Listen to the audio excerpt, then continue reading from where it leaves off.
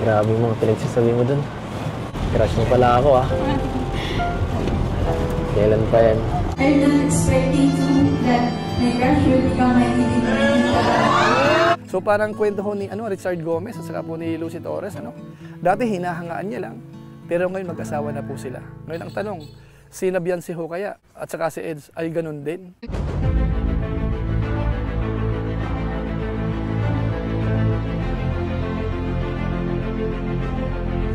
Ayun, shoutout guys, muli, welcome to my YouTube channel. Ito po si Kuya Julay, ang inyong katugang, ang inyong kalingap na muling bumabati po sa inyo ng magandang araw, magandang gabi, saang sulok man po tayo ng mundo naroon. Sa araw na ito, meron po tayong panibagong vlog. Itutuloy po natin yung reaction video ho natin doon po sa vlog ni Kalingap Rab, yung part 45 ho, na kung saan ho ay talagang trending din. At marami pong highlights. Inumpisahan po natin doon po sa message ho ni Beyonce. At sa pagkakataong ito, yung reaction naman po ni Kalingap Eds at saka yung kanyang pakilig naman ho. Kumbaga, yung kanyang effort naman para kay Beyonce at masusurpresa ho kayo mga kababayan po natin. Dahil matindi po yung ginawa po ni Kalingap Eds po dito. Pero bago po yun, paalala muna si Kuya Julay, baka sakaling meron pa po ditong hindi nakasubscribe sa ating YouTube channel. Huwag natin kalimutan, Julay Paunil. Tapos pakipindot lang po yung notification bell button para lagi po tayong updated sa aking mga video upload. Tapos yung ating Facebook page po, Julay Paunil 2.0, pwede po natin i-follow, pwede pong i-like at saka po i-share yung mga upload po natin dyan. So maraming salamat po sa inyo. Tapos siyempre hindi natin nakakalimutan sina Kuya Bal Santos Matubang, Kalingap Rab, Ate Edna Vlogs, Rowell of Malalag at saka po si Jabber Sniper. Mga kasamahan ho nating reactors, K-Boys, at saka po charity vloggers. Suportahan din po natin. Maraming salamat po sa inyong lahat. Ngayon tuloy na po tayo. Maulang umaga pong muli. Ito po, lumabas po muna tayo para medyo maiba naman po yung background ho natin. At siyempre ho, ito po ay continuation doon po sa ginawa nating review, doon po sa message ni Beyonce. Hinimay-himay po natin para ho mas lalong maliwanag ho sa ating mga viewers as requested. So sa pagkakataong ito, ang i-highlight naman po natin ay yung reaction po ni Kalingap Eds at saka yung kanyang sorpresa. Pero bago po natin puntahan po yun, balikan ko lang po sandali yung kapirasong sinabi ho ni Beyonce nung nakaraan. Sino mag-aakala na yung dati pinapanood ko lang ay makakaharap at makakasama ko naman na. I'm not expecting to that my crush will become my delivery. So ayun po mga kababayan po natin, yun po ang nagdala doon po sa mensahe ho ni Beyonce. Yung matagal nang inilihim ni Beyonce, ngayon ho na-reveal ng harap-harapan po. So ano naman ho kaya ang maging reaction po ni Kalingap Eds po dito? Siyempre ho meron po siyang sorpresa po, mga kababayan natin. Pero bago po yun, habang nasa biyahe ho sila, habang nagdadrive si Eds kasama si Beyonce, at parang nagkasarilinan po sila, napag-usapan ho yung patungkol doon sa binanggit po ni Beyonce. Ito, panoorin po natin. Grabe ka kanina. Grabe yung mga pinagsasabi mo dun. Hindi ko akalain na yun palang, yun palang nararamdaman na. Sa akin, hindi mo sinabi Kanina, nung nandun tayo sa fitting room, doon sa sabi mo, kung ano lang yung sa akin, kung ano lang yung sasabihin mo. Nabigla naman ako. Kaya pala, ayaw mo sa akin pabasa. Ibang klase. Pero, yun. Natuwa naman ako sa narinig ko. Grabe. Crush mo pala ako Kailan pa yan? Sabi ko na Buti na lang. So ayun po, medyo nagulat din po si Eds doon, although siyempre may konting po siya, may idea rin po siya kahit paano, dahil siyempre nararamdaman niya po yun. At saka part po ng mga vlog po ni Kalingap Rab. Pero sa pagkakataong ito, ang i-highlight po natin ay yung binanggit po ni Eds na parang gusto niya pong bumawi. Kaya sa pagkakataong ito, talagang nilubos niya po mga kababayan po natin yung effort na kanyang ginawa. At sigurado ho, kikiligin po kayo. So para hindi na po magtagal, ituloy lang po muna natin yung kanilang usapan habang nasa biyahe ho sila. Kasi naghahanap po sila ng madilim na lugar, mga kabayan natin. Ito po yun. Alam mo, meron din ako surprise para sa'yo.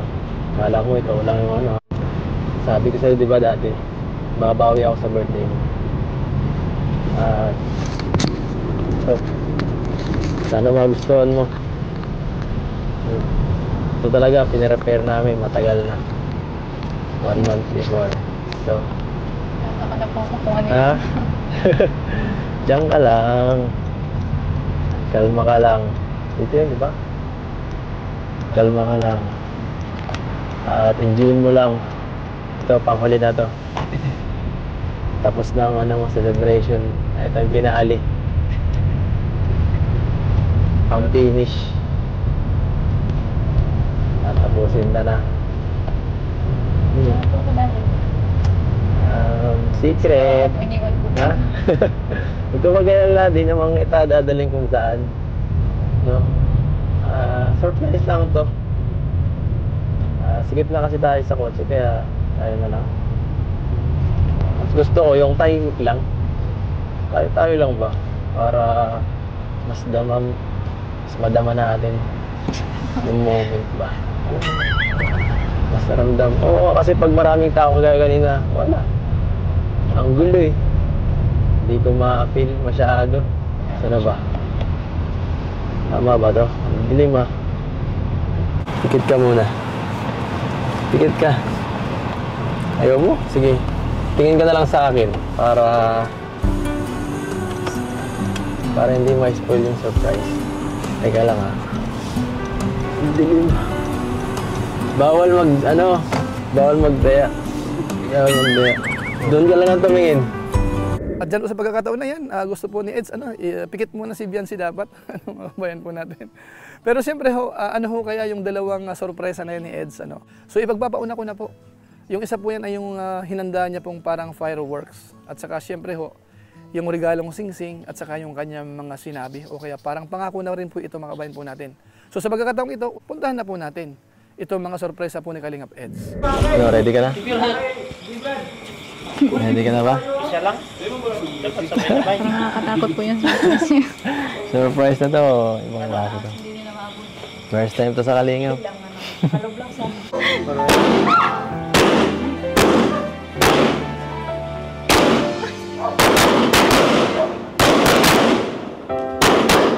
Tumingin ka.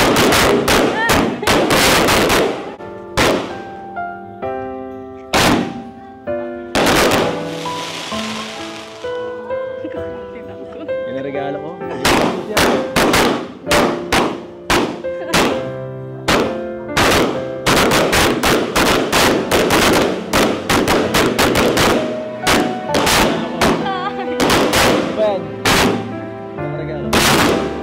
So ayan po mga kabayan po natin, yan po yung fireworks na kung saan pinaghandaan po nila yan. Siguro doon po sa ibang vlog, napanood po natin kung paano nag-prepare po sila para maisagawa yung fireworks na yan. So hindi po ganoon kadali yan mga kabayan po natin, pinaghirapan po yan. Tapos punta naman po natin yung pangalawa, ito yung matindi. Yung patungkol po sa sing-sing at saka yung sinabi ni Eds. Pero bago po yun, doon sa mga nagtatanong, gusto nyo pa bang malaman kung magkano yung sing-sing at saan binili? Ito, panoorin po muna natin itong clips na ito. Ito maganda ako. Ano to? Yan o. Maganda gusto ko. Para pares kayo meron. Isa kami ni Benze. Guys, ito ako nagustuhan mo. Magkano ko yun eh. Hindi mo naman alam kung anong size. Atensya ko yung kamay nun eh. Teka lang ha. Baka yung hindi liit na lang. Pag ganito ko, medyo maliit na ng konti. Okay. Ito dapat eh. Magkano po ito? Ayun, idea. Nagkakaroon tayo ng idea dito guys. 30% ba ito? 30%. Ayan guys ha. Ano yan? Ito na guys. Tatanungin mo na siya. Propose na. Yung original price niya po is 34,000. Ay, mahal. Plus 40% po, 20,000. Sige po. Sige na. 20,000. Couple po yun, ano? 20,000. Sige po. Couple na yun, ano? Sige. Try na natin ito. Mas mahal yan. Mahal pala na. Pero, Kahit ganun pa man. Wala. pero mas mahal mo siya. Mas ano ko siya. Mas mahal. Mas mahal siya. Walang mas mamahal pa sa kanya. So sa pagkakataong ito, puntahan na po natin itong pinaka-main topic natin sa ngayon. Yung regalo ni Eds na kung saan ay galing mismo sa kanya, hindi ho galing sa sponsor. Ito, panoorin po natin at tiyak kikiligin po kayo.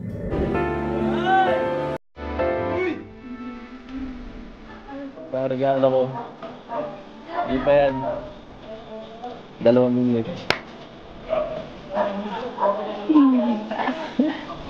Ito alam ko. Palaging paulit-ulit yun na ano. Nabigay sa'yo ito ano. Pero ito iba ito. Galing to sa akin. Ako talaga na gano'n ito. Ako talaga ito. Inisip ko talaga, alam ko parang wala lang. Parang dati-dati lang. Sing-sing. Ito. Ito, nag-ano ko talaga inisip ko. Ito ang gagawin kong ano, parang tanda. Handa, tunang. Hanggat suot mo to, hindi ako mawawala sa'yo. At hanggat suot mo yan, kahit anong request mo or ano, nandito lang ako para sa'yo. Ito. Alam ko, parang corny, no? Pero totoo yun. Totoo ano. Sinabi ko. Kaya mo, ganda yan. Thank you po. Thank you. Huwag mo iwawala, ha? Hindi ko po iwawala. Sa inyo po galing eh. Iwala natin dumansari. Ha? Kahit na. Kahit na. Parang mansari po. Mas mahalaga ito sa mansari mo. Birthday mo ito eh. Birthday ng sa pinakamahalagang tao sa akin. Thank you po. Thank you. Thank you sa surprise. Thank you po sa surprise niyo. Pinakatulog po. Saka thank you din po dito. Thank you kasi hindi ka nagsasawang supportahan ako. Bakit magsasawa? Minsan kasi Minsan, parang piging kapagod ka na. mapagod. Papahinga lang pag pagod. Balik ulit. Kaya nga po, thank you. Wala nga naman. Sana huwag ka magsawa. Sabing hindi. Hindi, diba? Ayun po, narinig niyo po yun. Iyon daw ho ay tanda. Habang suot yan ni Beyonce, hindi ho mawawala si Kalingap Edo. Sana all. At lagi pong nandyan si Kalingap Eds para kay Beyonce, mga kabayan po natin. So matindi ho, matindi rin po yung ginawang effort po ni Eds po dito. At doon po sa mga reaction niya, doon sa kilos po nila, ang pinakamahalaga po doon ay hindi yung wordings o kaya yung mga sinabi, kung hindi po yung mga kilos po nila. Talagang ramdam po natin na parang seryosong-seryoso po si Eds po dito. Alam naman po natin na hindi masyadong sanay po si Eds na magbiro. Kaya po sa pakiramdam po natin dito, mukhang seryoso ho talaga dito si Kalingap Edo, mga kabayan natin. So siguro ho yung mga fans ho nila, sa palagay ko naman, talagang natutuwa na. Bagamat nung mga nakaraan, nagkaroon po ng kunting issue, sa tingin ko po, erase na po lahat ngayon yun. At pati yung mga viewers ho natin sa ngayon, alam ko ho, natutuwa po kayo dito po sa ginawa po ni Kalingap Eds. At saka siyempre yung naging speech din po ni Beyonce, kung paano rin po pinahalagahan o kaya na-reveal na si Eds ho ay crush niya mula pa noon, mga kabayan po natin. So parang kwento ho ni Richard Gomez at saka po ni Lucy Torres, dati hinahangaan niya lang, pero ngayon mag-asawa na po sila. Ngayon ang tanong, si Beyonce ho kaya at saka si Eds ay ganun din? So malalaman po natin yan sa mga susunod na pagkakataon, susunod pong panahon. So siguro po, pansamantala, magpapaalam po muna tayo. Ilang po muna ang ating reaction video po patungkol po dito sa effort na ginawa po ni Kalingap Eds. Siguro ho, kita-kita ulit tayo sa mga sunod nating vlog. O kaya sa live stream po natin, baka ituloy pa rin po natin ito dahil nga po may mga part po dyan na talagang dapat i-highlight. Pero syempre, kailangan magtapos po muna tayo pansamantala. Pero gaya po ng dati, shoutout po muna sa mga sumusunod. Tapos maraming salamat din po sa aking mga kasama sa COOS, Kalingap OFW Organic Sponsors. Sa inyo pong patuloy na pagsuporta po sa mga babae program ni Kuya Bal Santos Matubang at saka po ni Kalingap Rab. Maraming salamat po sa inyo. At saka sa ating mga viewers ho, laging nakasuporta po sa ating live stream. Upload po natin sa ating YouTube channel, sa ating Facebook page. Maraming salamat po sa inyo. Naway wag po kayong magsawa sa panonood po ng ating mga ginagawang video at saka po live stream. Maraming salamat po sa mga hindi po nag-i-skip ng ads at saka nagla-like at saka po masipag mag-share. Kung inyo po itong nagustuhan, pwede po nating i-share. So maraming salamat po sa inyo. So muli, ito po si Kuya Julay, ang inyong katugang, ang inyong kalingap. Na pansamantalang nagpapaalam po muna. Kita-kita ulit tayo sa mga susunod ko pang vlog. Maraming salamat sa inyong walang sawang pagsuporta po sa ating YouTube channel. Pagpalain naman kayo ng Diyos, mabuhay tayong lahat. God bless. Bye-bye!